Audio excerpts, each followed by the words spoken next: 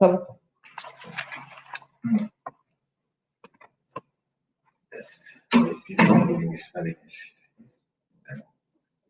Hi. Hi, Alicia. You're right. Yeah, I was just I'm literally coming out of this other activity, which was so cool. I had a dialogue with 200 children. I'm a writer, like on my with another hat, I write books for children. So today it's the International Day of the Book. Yeah. So it's this organization who works with children in vulnerable settings, and they reviewed my books, and they had so many questions. It was so much fun. Literally, it was 200, and all of them had their hands up, like absolutely every single child. It was so inspiring, and they had so many cool questions about how to write, where you get ideas, how to get the perfect idea, what do you do when you don't like what you're writing. I don't know. It was. I'm really happy now because I'm just coming out of that conversation. I think that's a great boost to start this one. Great energy level to be on. Yes. 1 second. Yes. Do you guys see my screen? Yes. So, but we need to click on it, right? We need to give that instruction that, are we going to be, we're not going to be sharing screen, are we? I'm sharing my screen right now.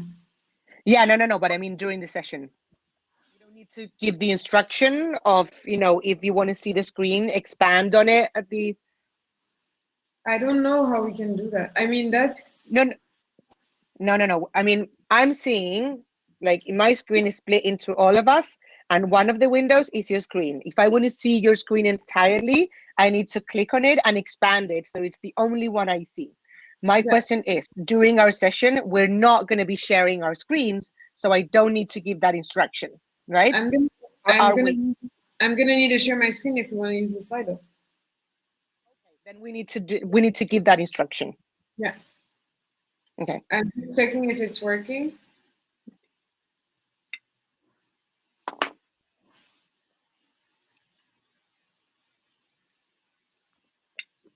Okay, and then this.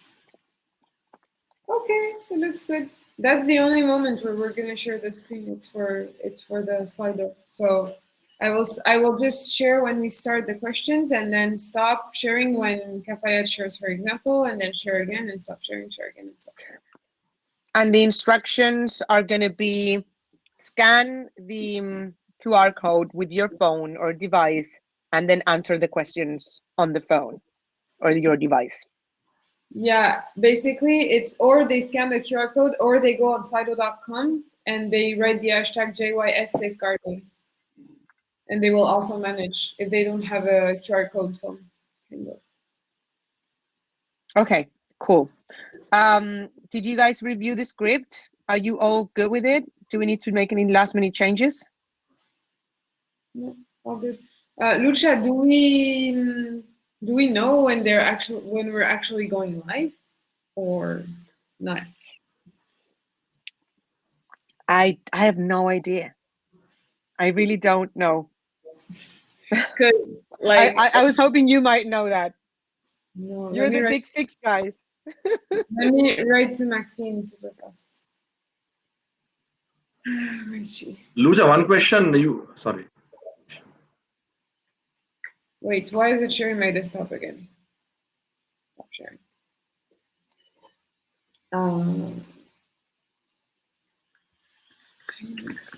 Sorry, I clicked on the notification buttons. I thought that was going to open, and it kicked me out of the room, and I went into another page.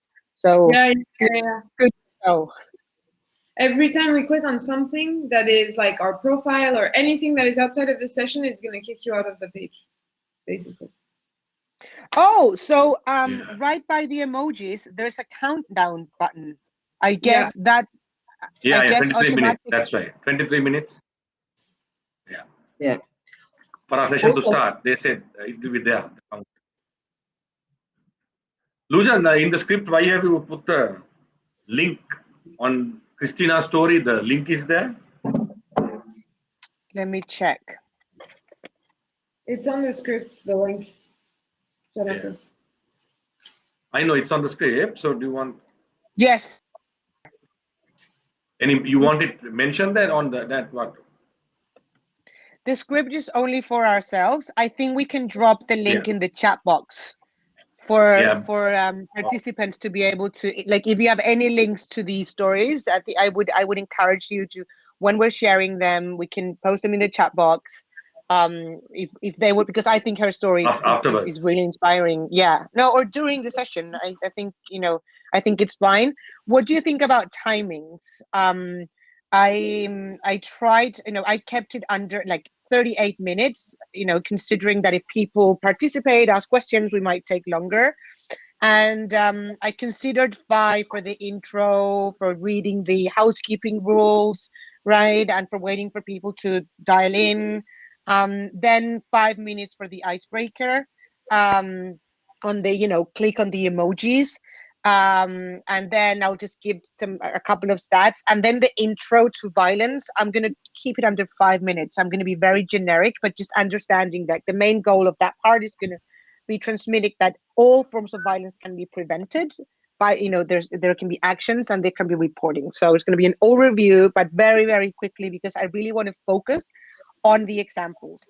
And then I thought of 7 minutes per case study, including the interaction with the audience. And on the last one, Janaprit, that you're doing on reporting, I'm only going to take 1 minute or less to talk about the peer-to-peer component and what we saw, you know, the importance of, you know, children's role within the reporting. And then you'll have 6 minutes for the case studies. And the call to action, I think 2 minutes is enough, right? The writing on a piece of paper or type it on the chat box. Does anyone have any comments? Yeah. I just have a question. Between the pieces, for example, does Cafayette give the mic back to you and then you give the mic to me, or does she give the mic to me directly? And do I give the mic directly to Jennifer? No, directly. Oh, yeah. I've you straight over. Okay. You give it directly, and Pauline, you give it to me and Janaprit, and then I'll start and I'll give it to Janaprit because I'll just mention that. And so it's that. So we mute and wait until. Do we mute and wait until you say it's over to you? Absolutely. It's really good to keep our mics muted if we're not talking, generally. And but do you think that the outline of the timings is right? Yeah, it's fine. Honestly, I think it's going to go super fast. We're going to need to have someone like checking on the time because it's going to go really fast. I'm charging my phone so I can keep it like right next to me and be monitoring the time.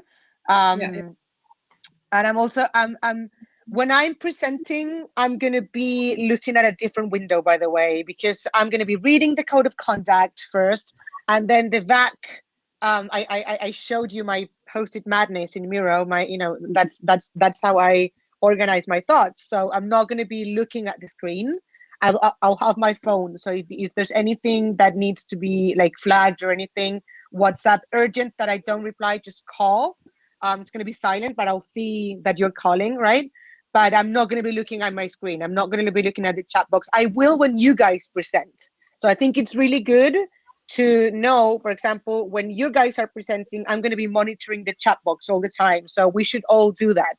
When Kafaya is presenting, Polite, Jennifer, myself, we should be looking at the chat box and so on. So there's always someone looking at the chat box and replying if anything comes up.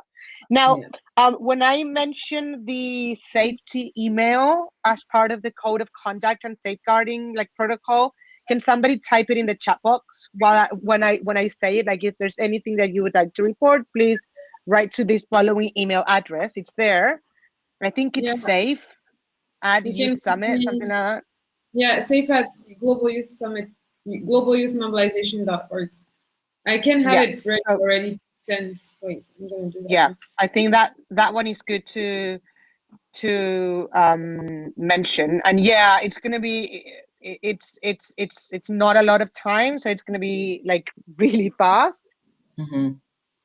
I just have another question, Lucha. Do you want us, when you talk, do you want us to switch off our videos?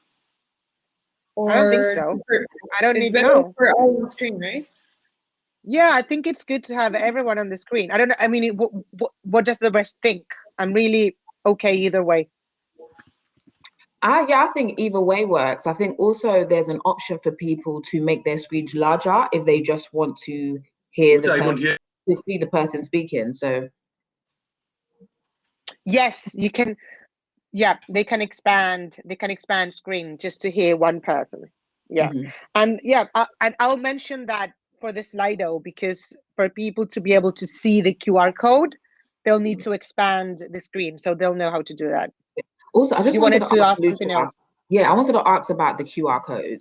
Are you going to introduce that, or will I be, like the Slido link?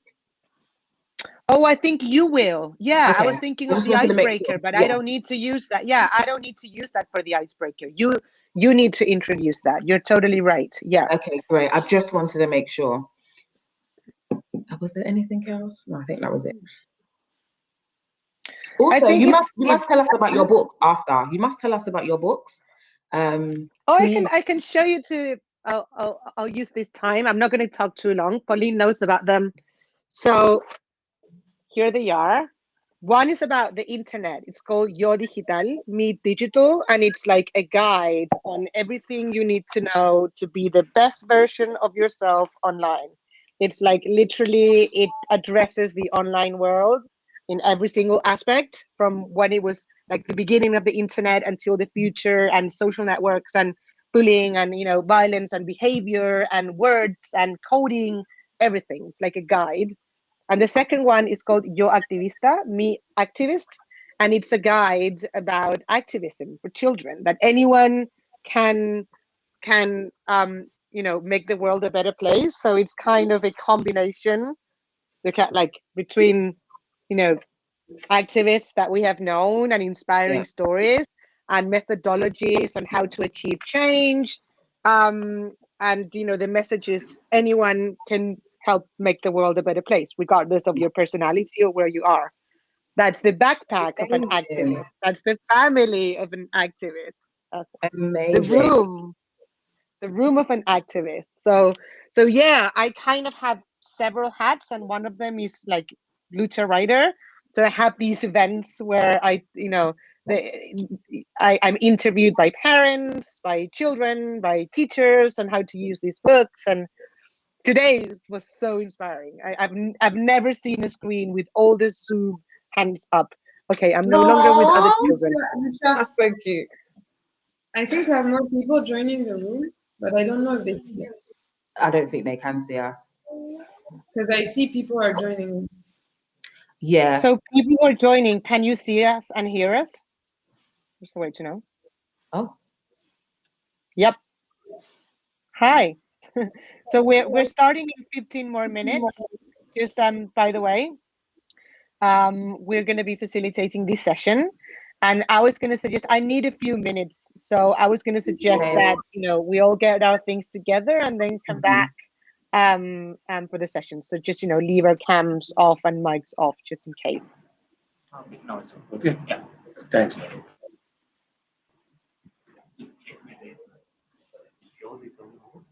Lucia, can you hear me? Yes, I can hear you. Can you hear me, Lucia? Yes, I can. Pauline, can you hear me? I can hear you, I think we Jen. can all hear you. Yeah.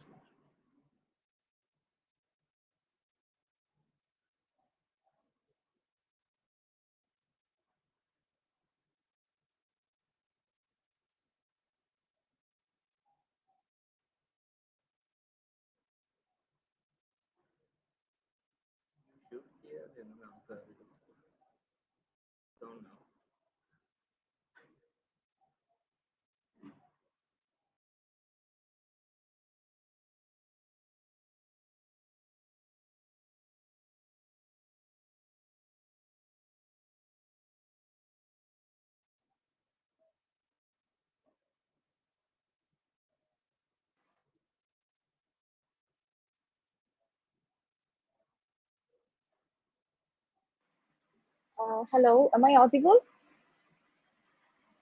Yes, you are. Okay, let me just introduce myself. I am Kanis Farzana from WAGS, and I am the in-session moderator of the session. Um, I needed to ask a question that if a participant asks any question in the chat box or in the question answer section, should I just send it to you or read that out for you? Lucia, can you answer that? Maybe. Yes. Hi. Sorry, I was away from my computer for a second. So we're gonna structure the session into 3 different blocks, right? And they're gonna be, one block is gonna be about preventing violence, and we're gonna present an example. And the idea is to answer questions about that example or that, part of the conversation within that part of the conversation. So I think you can read them out loud when we open up the mic. So the structure is going to be, this is the issue, here's the case study. Do you have any questions or comments? At that point, Lucia, can you respond to that question, please? Yes, sorry, Jennifer. Can you hear me? I think he's having internet connection problems. Yes. Yeah, probably. And that's going to be the same structure for the first block, for the second block, and for the third block. So we will be opening up a moment for questions. So are you going to be pooling them and then perhaps making sure that they're addressed, that they're shared with us during that moment? Yeah, whichever you prefer. If you want the participants to ask the question directly, or you want me to read out the question for you. I think they can. I mean, if they want to ask them directly, I think it's perfect. It's I don't know what Pauline, Janaprit, and Kafaya feel, but I would think that that's a decision for the person asking the question. For us, it's fine. For me, and guys, tell me if you don't agree, that they take over the mic and ask the questions for themselves. Yeah, I think we can, if they feel comfortable to ask their questions, we can just give them the mic. If Lucia, just in terms of timing, if we're a bit short, maybe it's better that, sorry, I'm going to say your name wrong, I think. Kanis? Yeah, Kanis, yes. Kanis. Maybe it's better that Kanis ask it for us because she will be more reactive, maybe, than our participants. You are right. Yeah, no, yeah. If we have time and if they want to ask them, I'm happy with that. It's just that I'm mindful that these 45 minutes, they're going to go like a speed train. Like, it's going to be crazy. It's going to go really fast. So, yeah. Perhaps that, I think Pauline does have a point. Kanis, perhaps it's better that you do it because we're going to have minutes for each block. And within those 7 minutes, we're going to be presenting the case study and addressing the questions. So I think that sounds better. All right. Yeah. Thank you. Okay, we're live in 10 minutes. Just, Kanis, so you know what we're doing. Basically, we are not using any PowerPoint or anything for this session except a Slido that we will share on screen for people to react and ask questions. So, not ask questions, answer questions, actually. So every once in a while, there is going to be a share screen. I will share my screen to show the Slido and to encourage young people to just answer the question. So there is an interaction kind of. All right. Yeah, that's the plan. You are alone, Kanis, to moderate the chat and everything, or is there? No, one volunteer is moderating the YouTube comment section, and I will be moderating this session. Okay. Hello. Welcome. We can't hear you. I cannot hear you. You need to on the bottom. Yeah, got it. Yeah, I'm monitoring the chat. I'm monitoring in YouTube and sending questions. Did you see the comment that I put in the moderator chat there, Kanis? I see it, yeah. I can see it. Yeah, so that's where I'll post questions coming from YouTube. I don't know who's monitoring the chat in Juno. Oh, I'm doing that. You're monitoring that? Okay, yeah, fine. Yeah. And I'm monitoring in YouTube, so I'll just post anything that I have, and I'll try and group them as well, and I'll post them into that moderator chat for you. Okay. Yeah. I'm going to turn myself back off. I was here lurking, but I don't need to be seen on screen. No worries. Lucia, I have one last question on the small discussion parts. So we asked the question on Slido, and then do we encourage some young people to talk, or are we thinking it's going to be too short? It's going to be too short. I mean, we need to do Slido case study conversation. Otherwise, we won't be able to get to the case study because people like to talk and it's great. But unfortunately, we have 45 minutes. And I don't know if after the 45, once the 45 minutes are over, I would imagine that we're going to stop going live. So if we're in the middle of it, yeah, we won't be able to extend it. So I wouldn't encourage, I think the Slido is going to be used. I mean, it's going to be useful to use it within the context of the case study and to use those responses. And it's going to be really interesting to see if we get confirmation of what we think through the responses. I just realized something. Do we do a round of introduction to introduce ourselves at some point? Yes, I was gonna, what I wrote in our script is that I introduce myself and I'm gonna introduce you guys like very quickly, just like I'm with my colleagues, right? From WOSM, I'm from WAGS, that's all I'm gonna say. But then I would suggest you can, I don't wanna, do the round of intros at the beginning because we're gonna take 2 extra minutes. So what I would do is when you guys present the case studies, you take, a couple of seconds to perhaps say, what you work on for your organizations. I think that would be very useful. Okay.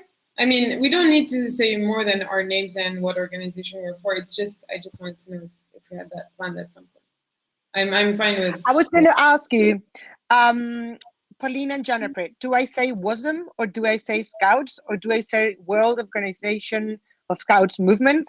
And WAGS the same? Do I say WAGS? Do I say World Association of Girl Guides and Girl Scouts? How do I present your organizations? Better say World Organized Scout Movement. Yeah, maybe say the full name the first time so everyone has an idea of what we're talking about, because WOSM and WAGS people, they know what it is, but people outside, they're like, yeah. So WOSM is World Organization of Scouts Movement, right? Of the Scout Movement. World Organization of the Scout Movement.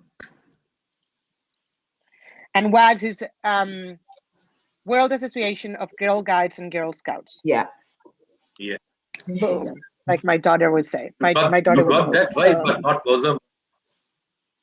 Lucia, you got that right, but not WOSM right. I'm sorry, because I worked with WAGS longer than I worked with WOSM. When I was working for UNICEF, I used to manage UReport, this global platform that had 2 partnerships, Scouts and Guides. And I worked with WAGS for a longer period on a specific project, and there was always the issue of WAGs asking to be introduced by their full names in the UReport post that we would send out, and wouldn't have enough room. So I was very aware that it was so many words. World Association of Girl Guides and Girl Scouts, and that's why I got it right, because I got it wrong so many times that I had to get it right. Okay, guys, we're live in 4 minutes. I'm just gonna come off camera to just zen myself quickly, but I'll be back in like a minute. I'll be back. No worries. And I'm gonna go and get some more water, so I'm also gonna be back in a minute. But I'm still listening. If So you're gonna get some water.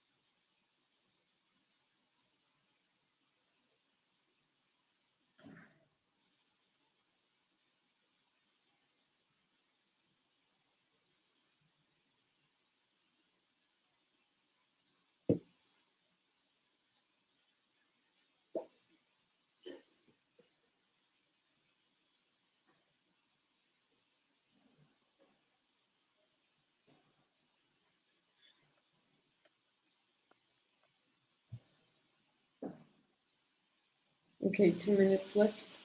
I'm sorry, I'm doing the countdown, I'm realizing.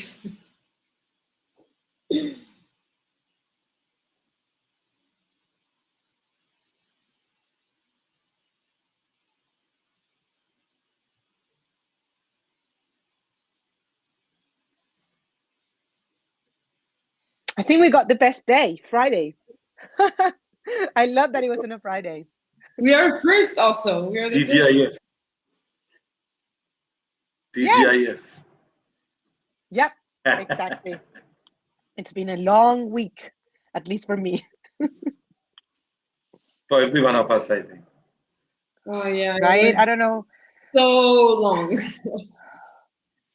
We have so much going on. Like I think we're live in 1 minute. Yeah, so much going on right now, at least for our office, which is good always, of course.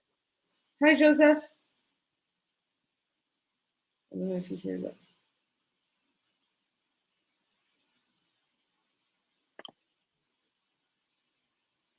Trying to get my mic on.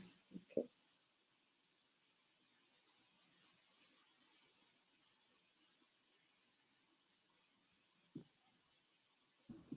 Hi, team. Hello. There we go. Are everything okay? Are we good to go? Yeah, we are. Yes. We are. Ooh, this is exciting. You guys are gonna do so well. This is exciting. Okay, so you guys got about a minute. So when it comes to, it's gonna switch to live here at the bottom right corner. Just give it about 5 seconds, and then whoever is starting first, just go ahead and turn on your camera and take on the show. Yay! Good luck, guys. Have fun. Thank you. Thank you, Joseph. Thank you. Thank you, Joseph, for your help in uploading the information to the partner page. I really appreciate You're that. welcome. I'm gonna check in the other green room really quickly, so have fun. Okay, 30 Okay, seconds thank you. left, guys.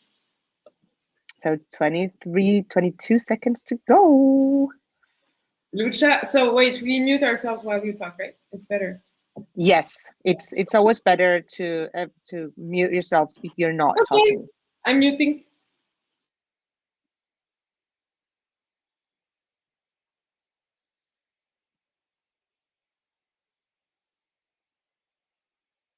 Hi, everyone. Welcome. We are live. We're going to start our session. I am Lucha. I work for the Office of the Special Representative of the Secretary General on Violence Against Children. And I'm my colleagues, Pauline and Janaprit from WOSM, the World Organization of the Scouts Movement, and Kefaya from WAGS, the World Association of Girl Guides and Girl Scouts. And we're going to be your hosts today. So welcome to this exciting session on violence against children, preventing, acting, reporting, at the Global Youth Summit at large. Some of you are joining us through the Juno platform, and many more are joining through the live broadcast and social media channels. So a warm welcome to you all on behalf of all the panelists and on behalf of the summit. I'm going to be facilitating this session with my colleagues, but before we kick off, a bit of housekeeping that we have been asked to present to you guys. So first of all, please note that this session is part of the Global Youth Summit. We strongly encourage you to explore other sessions in any of the 3 tracks each day of the summit. Also, by joining this session, everyone who will have the opportunity to speak consents to their image and audio being broadcast. Thirdly, by participating in the Global Youth Summit, you have agreed to behave professionally, respectfully, and be culturally sensitive towards other people to promote the principles of respect, diversity, and inclusion, as well as to actively prevent and not engage in any abusive behavior of any kind that leads to any harm, prejudice, discrimination, or harassment against any person. If you do not adhere to these principles or Summit's code of conduct, you will be removed from the session and potentially banned from the entire event. And the organization that nominated you will be notified of your actions. We have a safeguarding team moderating our interaction on the Juno platform, the live broadcast chat function, and all social media channels. Finally, should you at any point feel unsafe or witness concerning behavior, please reach out by sending an email to, we're going to be typing this in the chat box, safe@globalyouthmobilization.org. You may also get in touch with our support team at the virtual help desk. All information emailed to the email address will be kept private and confidential. So now that we have gone through these housekeeping, we want to start off by a brief icebreaker. We want to ask you to engage with us on this issue on violence against children. So if you see the bottom of the screen, you're going to find different emojis, right? There's a thumb up, there's a heart, surprise face. Now, we're going to ask you 3 questions, and if the answer is yes, we encourage you to click on these emojis as many times as you want. Now, I think we need to have, if people want to have their camera, they are welcome to do so we can see their screens. Oh, we can see the emojis. Okay, so please click on an emoji if you have witnessed or experienced bullying.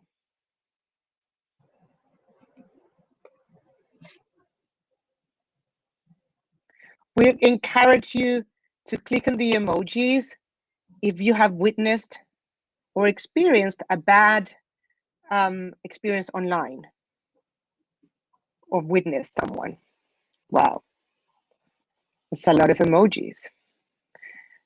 And finally, please click on the emojis if you have ever witnessed or experienced violence against a girl or against a woman.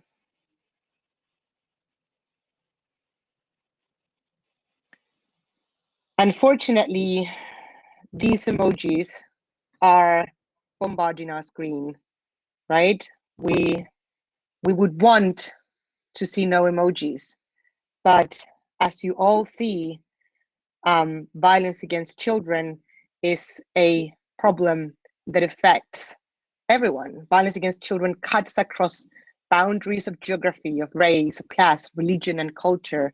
It occurs in homes, schools, and the streets, in places of work and entertainment, and in care and detention centers. We know that globally, it is estimated that up to 1 billion children aged 2 to 17 have experienced physical, sexual, or emotional violence or neglect in the past year, according to last year's report from the World Health Organization. We also know that a third of students aged 11 to 15 years worldwide have been bullied by their peers in the past month. And we know that 120 million girls are estimated to have suffered some form of sexual contact before the age of 20 years. And emotional violence affects 1 in 3 children. So the stats are not nice stats. The problem is a real problem. I'm going to give you a bit of an overview of what it means, like violence against children, but all forms of violence can be prevented, they can be addressed, and they can be reported. So what is violence against children? We define it as all forms of violence committed to people under 18 years of age. The Convention of the Rights of the Child states that children have the right to be protected from all forms of violence in Article 19. We also have the 2030 Agenda, the SDGs, which I know that many of you might be familiar with, and in SDG 6.2 looks to stop all forms of violence. So the goal is there, right? But violence still happens. The challenge is to educate, change mindsets, change norms, and change behavior. What is violence against children? There are different forms of violence, right? And violence against children can take these many forms, including physical, sexual, and emotional abuse, and may involve neglect or deprivation. Forms of violence vary from physical, gender-based violence, psychological, peer violence like cyberbullying, sexual violence, youth violence. And when to know when something is violent, if you think that it might be, it probably is. And verbal and psychological violence are are common across borders. The violence can also take different settings, right? It occurs in many settings, including the home, the school, the community, and over the internet. And just like there are different settings, there are also different types of perpetrators of violence. And perpetrators can include parents, family members, teachers, caretakers, law enforcement authorities, and other children as well. Some children are particularly vulnerable because of gender, race, ethnic origin, disability, or social status. And no country, absolutely no country in the world is immune to violence, whether rich or poor or poor countries. Also, there are different types of exposure to violence, right? So one thing is to experience violence, and then something else is to witness violence. These all affect children, the different types of exposure, the different forms of violence in these different settings. We also know that different age groups and communities are at different risks. Minorities are generally at greater risks. Boys and girls are at an equal risk of physical and emotional abuse and neglect, but girls are at greater risk of sexual abuse. Now, this can be a lot to take, of course, but the good thing is that all forms of violence can be prevented. They can be addressed and they can be reported. And the world is working towards that, right? In this session, we're going to be focusing on what children and young people themselves are doing to prevent, to address, and to report violence. Because we have seen that children and young people everywhere are being parts of the solutions. They are taking forward change. They are understanding the problem. They're reflecting upon the issue, and they are coming up with new ways of putting a stop to violence against children. What do we need to do to put a stop to violence against children? A lot of things, like, you know, have laws in place, but implement them. We need to educate different audiences, including children, youth, and adults, raise awareness, involve all stakeholders, especially children and young people, to reflect on the problem. We need to collect more data and use that evidence to enhance protection. So I want to stop now, and I want us to move onto these specific examples. How are children being parts of the solution, right? So we're gonna split. I think someone has their mic on. If you could please turn them off, turn your mics off, so we can have so we don't have any disturbance. Now we're gonna separate. Can please somebody take their mics off? I don't know if we can mute them. Okay, thank you. So we're gonna have 3 separate blocks in this session. First, my colleague Kefaya from WAGS is going to be talking about preventing violence against children. Then my colleague Pauline from WOSM is going to be talking about acting. And finally, my colleague Janaprid is going to be talking about reporting violence against children. And we're going to be looking at specific examples, and we're going to encourage you to share your examples with us as well. So I'm going to hand over to Kefaya now, who's going to walk us through prevention. Kefaya, over. Thank you very much, Lucia. Thank you very much for that great introduction. Good morning, good afternoon, and good evening, everybody. As Lucia said, I am Kefaya. I am from WAGS. I've seen a lot of people representing WAGS in the chat, so it's great to have you here, and welcome everybody else too. So as Lucia said, I'm going to be speaking about prevention. Before I go into my discussion, I just want to send you all to the chat link. There should be a link there, or a barcode that should come up that my colleague Paula will be putting up now. If you can scan this barcode and go to the first question. Oh, hi, Paul. I see my manager's in the room. No pressure. Hi.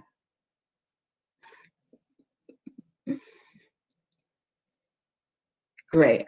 So can everybody see that first question? That first question is, have you ever helped or supported preventing an act of violence, any form, verbal, physical, or psychological? Please answer the question as soon as you can.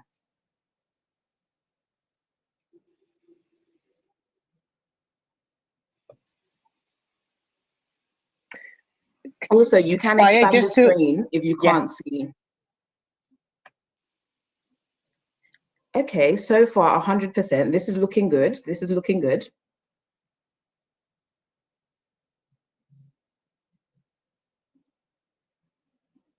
I'm seeing a yes in the chat. Great.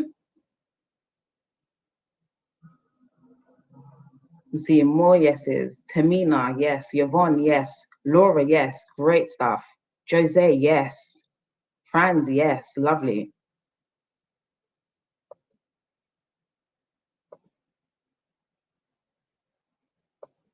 Okay, great. Okay, I'm seeing some no's.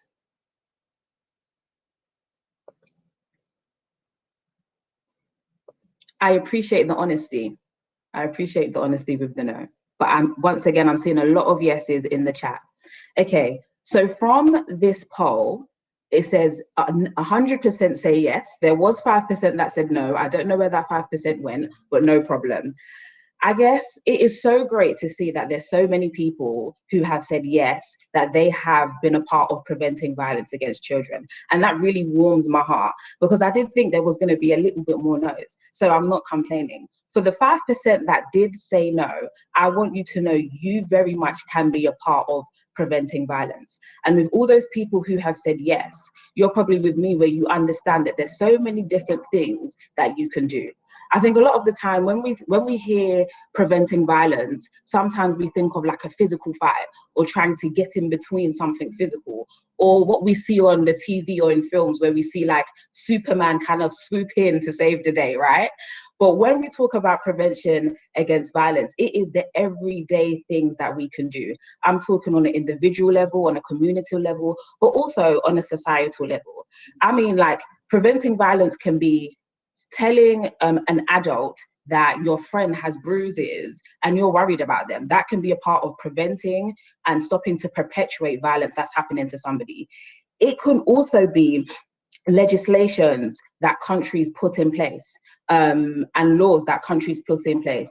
Equally, it could also be NGOs, or as we know, workers like social workers or child services that support children stop being victims of violence. But one of the important things, and the one that's very dear to my heart, is education. Education, education, education is a famous quote that our old Prime Minister in the UK, Tony Blair, once said. And I think it is so imperative to stopping violence. And when I say education, I'm not just speaking about like maths and science and economics. I'm talking about informal education like now. Even being a part of this Global Youth Summit is a part of educating, informing, and sharing information. As mentioned, I'm from WAGS, and we, with the UN Women have actually created a Voices Against Violence curriculum. Let me say that again, just in case you didn't catch it. Voices Against Violence curriculum. This is a non-formal curriculum that hopes to engage children, young people, adults, and parents within the community to talk about violence. This is such a great initiative because not only does it talk about violence, but it talks about the root causes of violence. It enables people to identify different forms of violence, recognize their rights, and develop the skills and confidence to access those rights for themselves and for others. As a part of this curriculum, there's 6 main objectives. One is to start, to think, identify, support, speak out, and take action. We have so many different examples of young people who have done this curriculum and have done several of those things. I think about Edith from Nigeria, who spoke to us and told us that because of this curriculum and learning this stuff around root causes of violence, she was able to identify that she was actually being abused by her aunt. Prior to learning this curriculum, she didn't actually realize what violence was or that she was being treated unfairly. Or I thought about Chavi from India, who speaks about the importance of information sharing, and actually her finding out that it isn't only within her area in India that violence is happening to girls, but it's happening not only in India, but all over the world. I also think about Ange or Jermaine from Rwanda, who, because of this curriculum, have actually started an anti-violence club in their school. I think that's such a beautiful idea and something so simple that one could do. Equally, Barbados, they have contributed to the domestic violence bill, or in Malta, Girl Guides, they have actually been an instrumental part of actually creating an FGM law to support refugee women coming in. So you see how important education can be. And you see how these examples show why educating is so important, because what starts off as prevention turns into action. What starts off preventing turns into acting. And on that note, I'm going to hand it over to my dear colleague, Pauline, who will talk to you about acting. Thank you very much, Pauline. Thank you very much, Kafayet. I think this is super inspiring, and what you are sharing is also going to bring us to the question of acting, because I think there is something very clear, which is that preventing and acting is very close to each other. We can take an action while we are preventing something to happen, or we can also prevent while taking an action. So this is really important to keep these three words in mind, and I think most of us are going to repeat this: preventing, acting, reporting, because this is what we want you to have out of the session. So I'm just going to go back to this.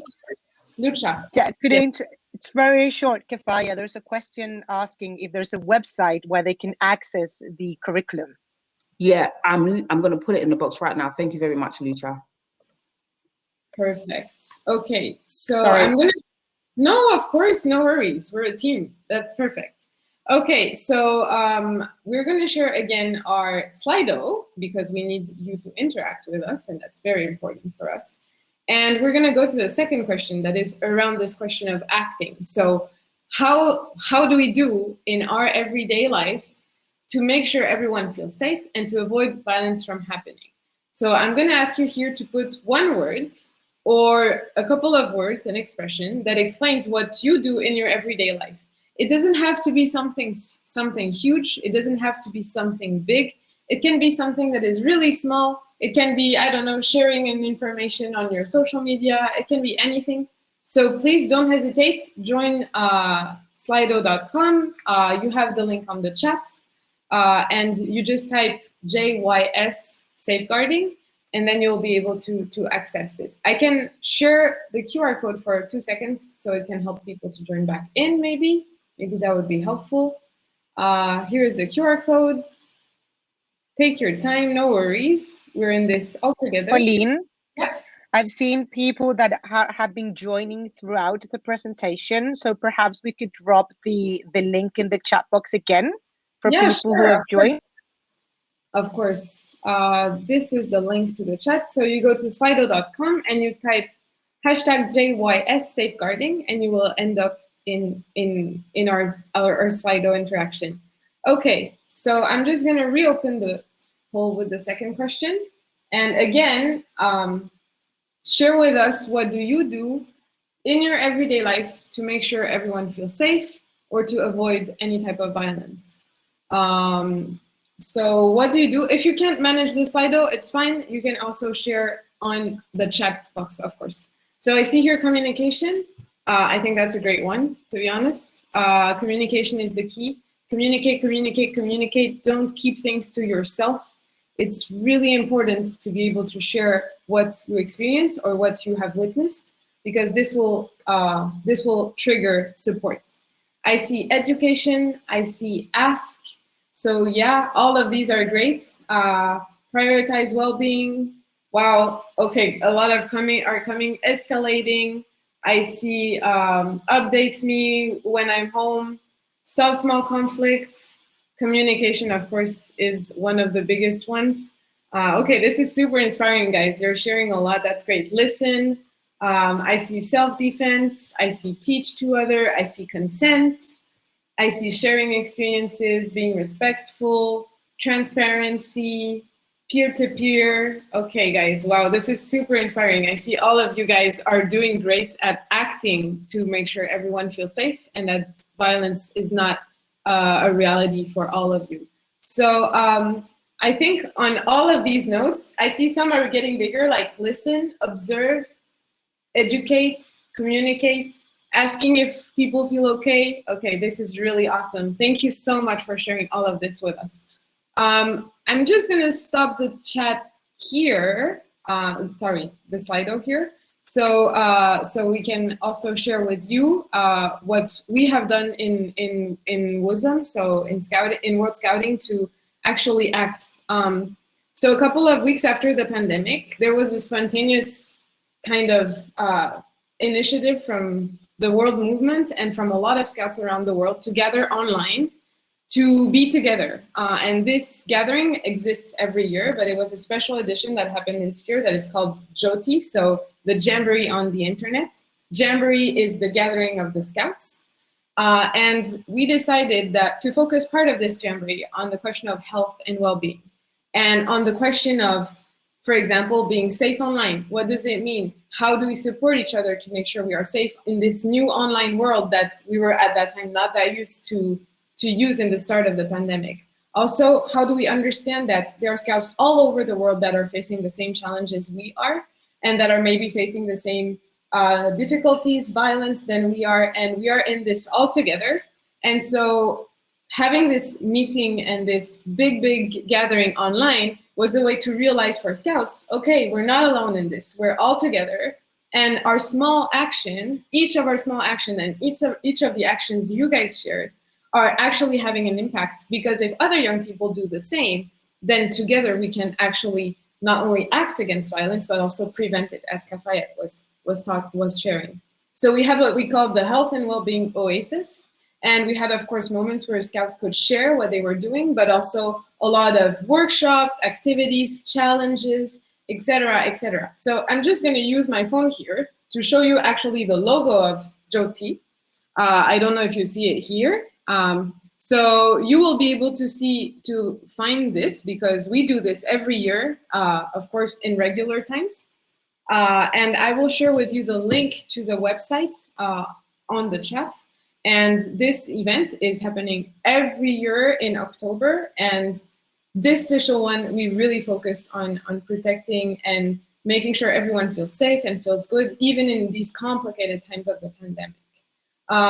So, of course, JOTI is only one of the experiences that we can carry all together. But it was really a big moment for young people to understand, like here at the Global Youth Summit, that when we are all doing a small action, but all together, we're making a big difference. So never forget that even if it sounds a bit scary, even if you're not sure that you're doing the right thing, acting, talking, communicating, educating is the way to allow you all to make a difference in our world.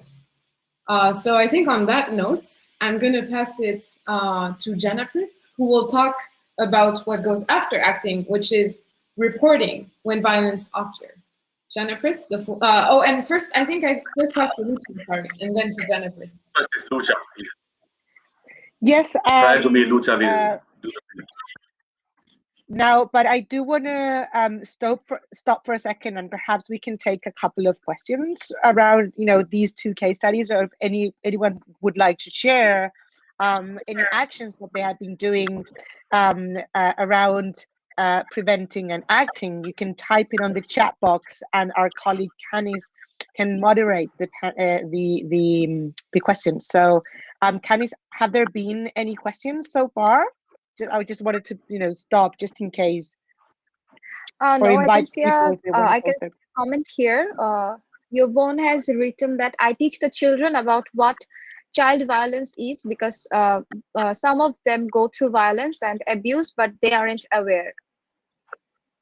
That is actually a great segue into the next part of the conversation, which is reporting. So we're going to be presenting reporting in a twofold approach. One is actions that children and young people are taking forward deliberately to help other children report violence. But then also we're going to be talking about the role that children play within the reporting line. And one of them is, in fact, educating other children around what they're experiencing being called violence. The step one to reporting is knowing that the experience is violence.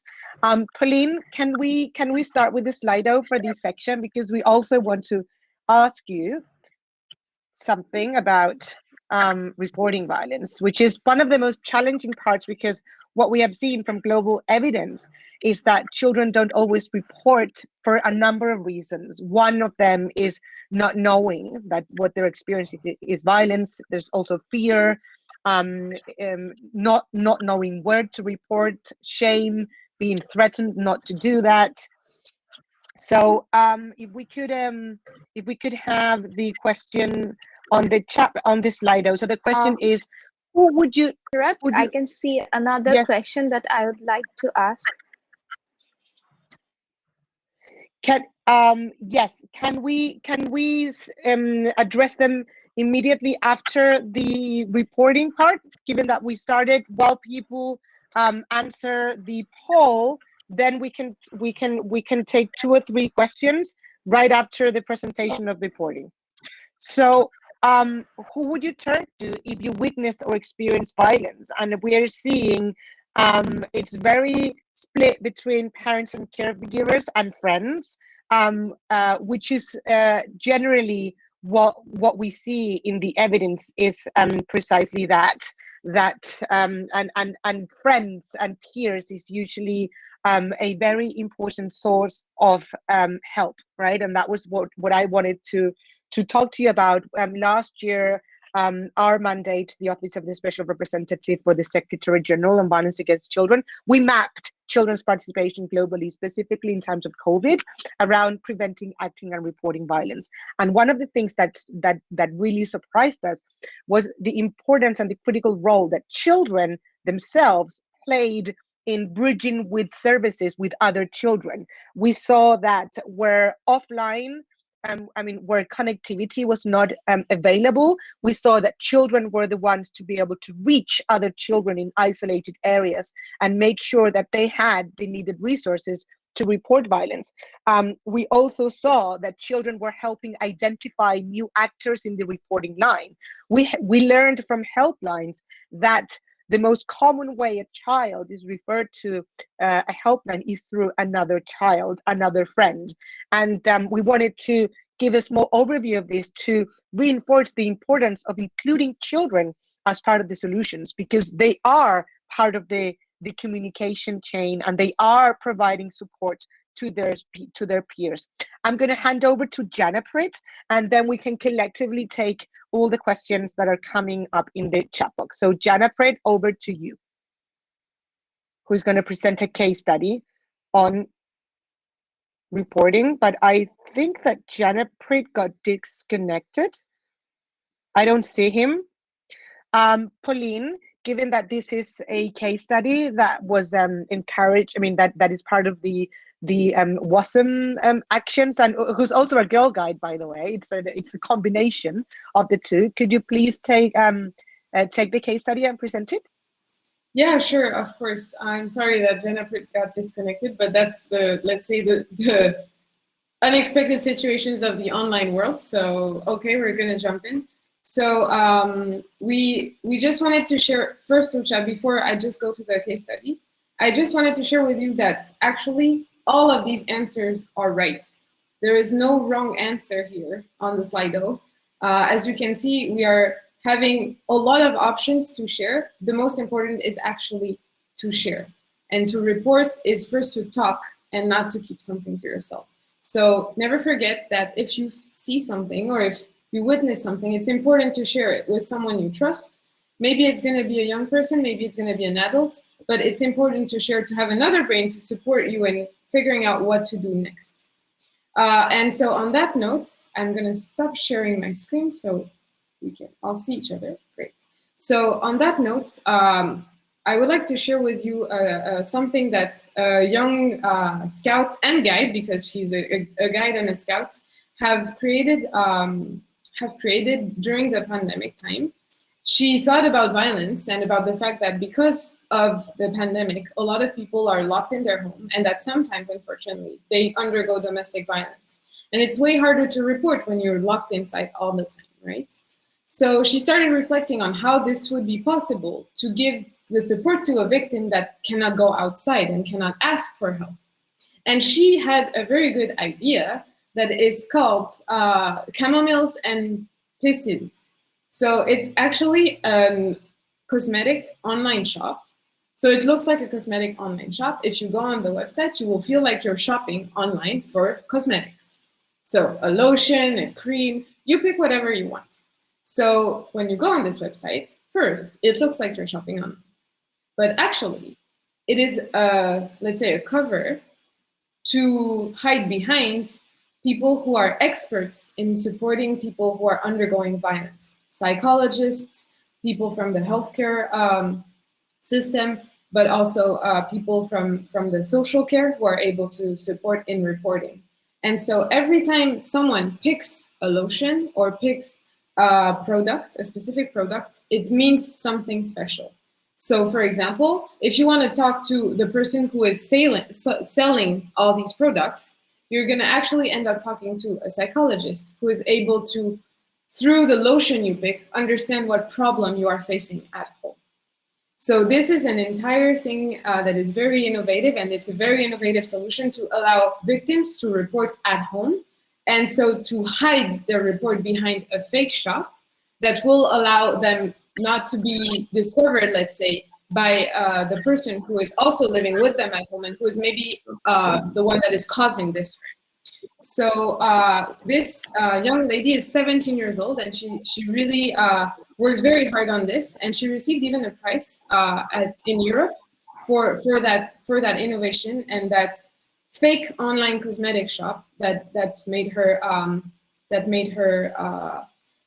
supports victims of different types of abuse, and especially victims of domestic abuse. So we will also share with you an article around her story and how she came up with this idea, and how this innovative idea is one of many of young people who have actually thought of something new that can support other young people, other adults, other women, other men who are facing different types of violence and who are locked inside with the COVID-19, and so who are facing even more this type of violence. Yeah, I think that's pretty much it. I really encourage you to go check her article, and to also go check the website, because it's very, very innovative and very inspiring. And I think she is a model that shows that if you have a great idea, and if you believe in it, and if you go for it, you will be able to make a difference and to make a change. And even if you don't feel that it's going to be big, even if you don't feel that it's, you think maybe, oh, I'm just behind my computer, it's not visible. No, go for it, try it, because it will work and it will change the lives of other people, even if you don't see it. So yeah, I think I'm going to pass it back to Lucia, right? Yes, thank you so much, Pauline. There are great questions in the chat box, and I'm sure Candice will give us an overview. I wanted to quickly, I don't know if you guys have had a chance. There are a lot of questions around how to, reporting processes, how to keep a safe place for reporting, how to encourage children to speak up, how to create a safe environment. So I wanted to address a few words around these, all these questions, then perhaps pass over and Janaprit to add anything, and then Candice can also give us an overview of the ones that are not related to reporting. So it's important to know that there are systems in place for reporting violence, right? That in times of COVID, for example, many of those systems were interrupted because trained professionals who work on the field, teachers, health professionals who are generally in touch with children, generally are the ones to help identify acts of violence and accompany a process of reporting. So it's very important when addressing violence reporting to work with systems in place and with trained professionals, because the challenging part is also the fact that we at all time need to keep a safe place for children. And if violence is going to be reported, it needs to be acted on. There needs to be a process, there needs to be a protocol, and making sure that we're providing a safe place back to that child. It's also important in engaging children around participation related to violence, whether it's prevention, acting, or reporting. It's important. It's very important to work with children around the reflecting upon the root causes of violence, in doing it in a safe place, in reflecting upon solutions, but also on the effects of their communities. It's very important to educate. I echo what Kafaya was saying: education, education, education.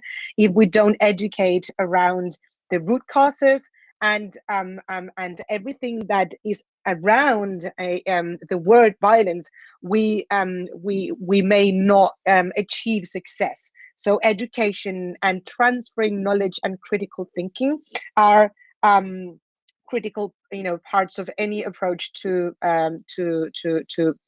violence.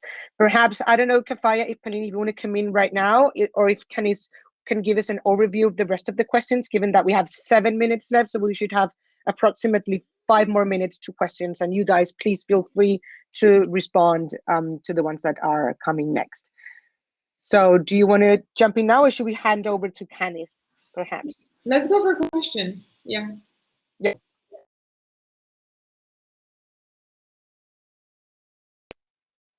We cannot hear you, Canis. I think you're muted. You are muted, yeah. You're still muted. Yeah. You're not audible. No.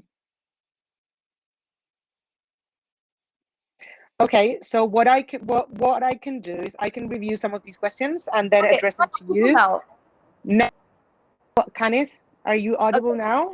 Okay, I Yes. can see a question from Munira Firdaus. She has written that parents of rural areas are not aware of child violence. How can we approach to them?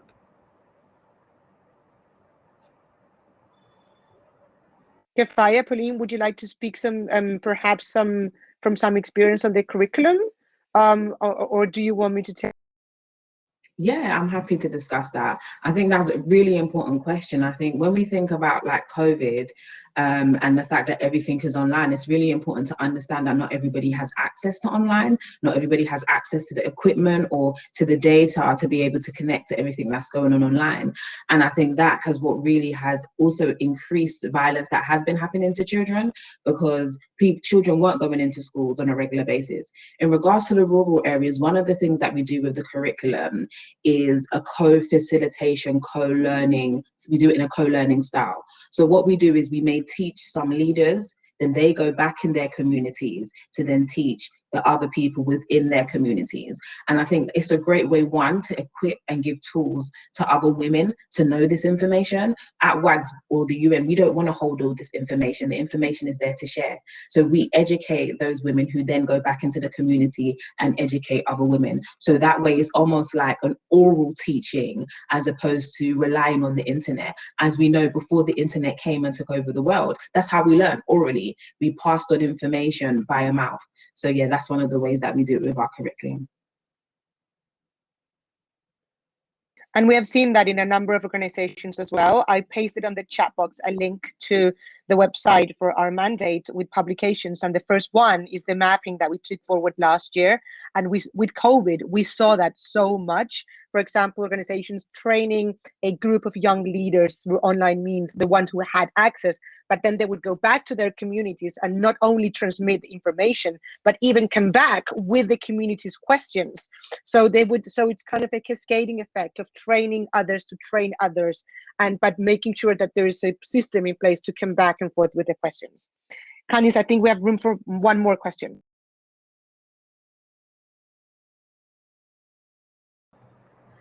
How can we teach children to report violences if it's done by his close family, like dad or mom? That's a very challenging one, because sometimes there's a lot of fear within, with children themselves because of the close relationship to perpetrators. But on the other hand, we know that some of the most common forms of violence come from in the home too. Education, it's going back to empowering children to first identify a safe place, right? Rather than just reporting it out loud. There needs to be, if you report it, Jennifer, no, I think it's someone's mic is on. I think Jennifer, it is yours, and there's some back. Thank you so much. So it's reaching the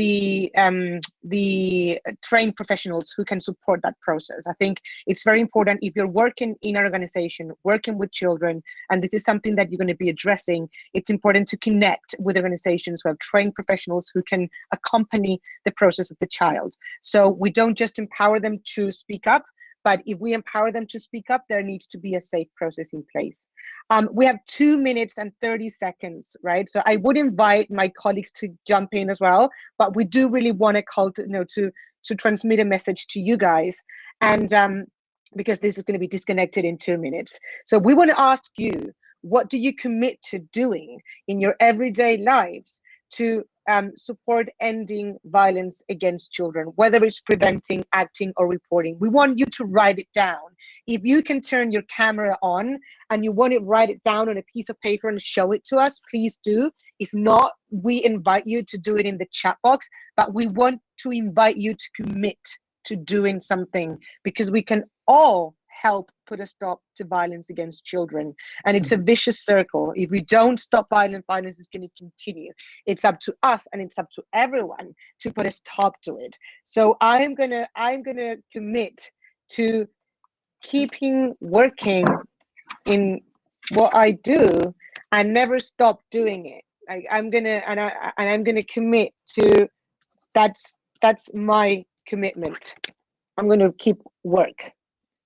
That's my commitment. I invite you all to commit. And also, this is the Global Youth Forum, right? So we're addressing young people.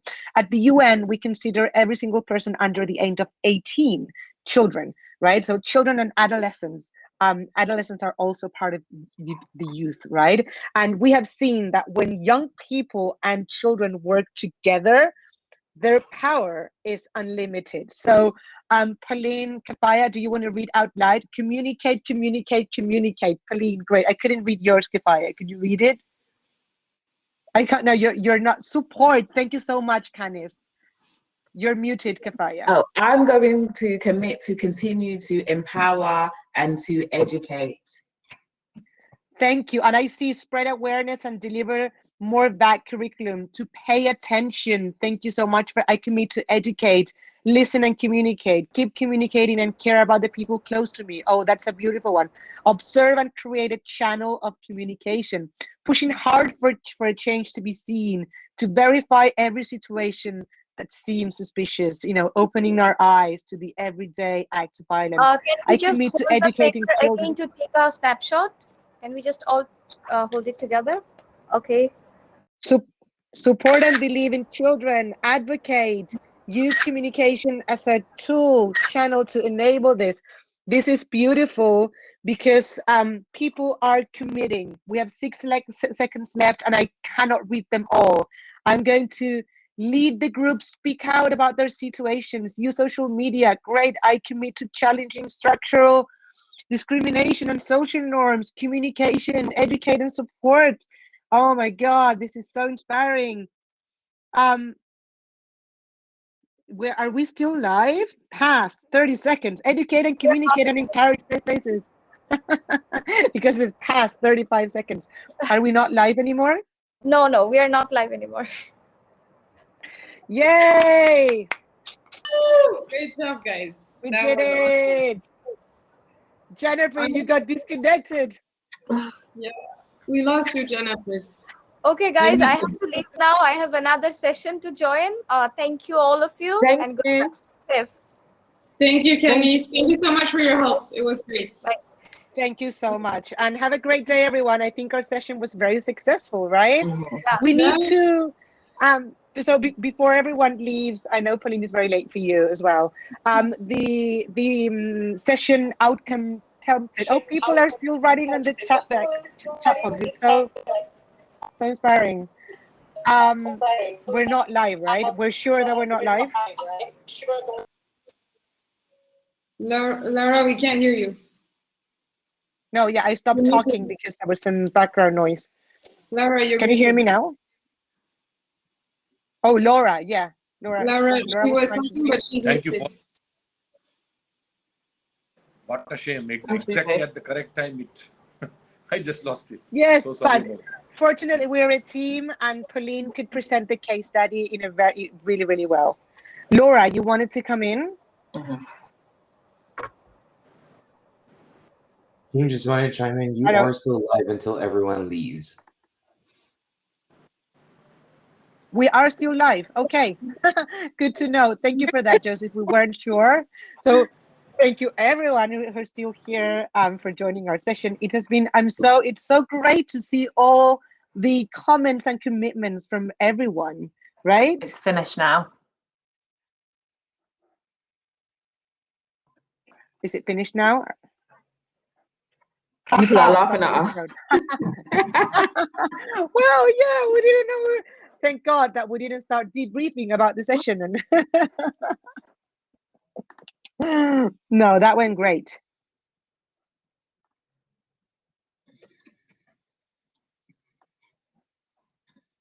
Nobody wants to speak now. No, we are still live, so we can still be reading out loud these messages. No, it's finished now. It has finished now. How do we know if we are live or not? Actually, it was still live on YouTube, but I don't know when it finished here. But it was live on YouTube until about 1 minute 30 past. Ah, okay. Okay. So it's 3 minutes. I'll check. Past. I will. I'll see what happened with that. Somebody says, I suggest you debrief on a different platform. Absolutely right. That's my manager. Live That's my manager. You know. Thank you, Kafaya's manager. Yeah, they can still hear us. So I think we can dial off. I'll send a Teams link for everyone. Do you want to send a Zoom link, perhaps, Pauline, or Teams? What do you guys prefer? Yeah, I can send a Zoom link on our We channel. can connect everyone. If you're still with us, thank you so much for joining. It has been great to facilitate this session with my colleagues. And have a great summit. Enjoy the rest of the sessions. Thank you. See you. Bye, everyone. I don't even know how to get out.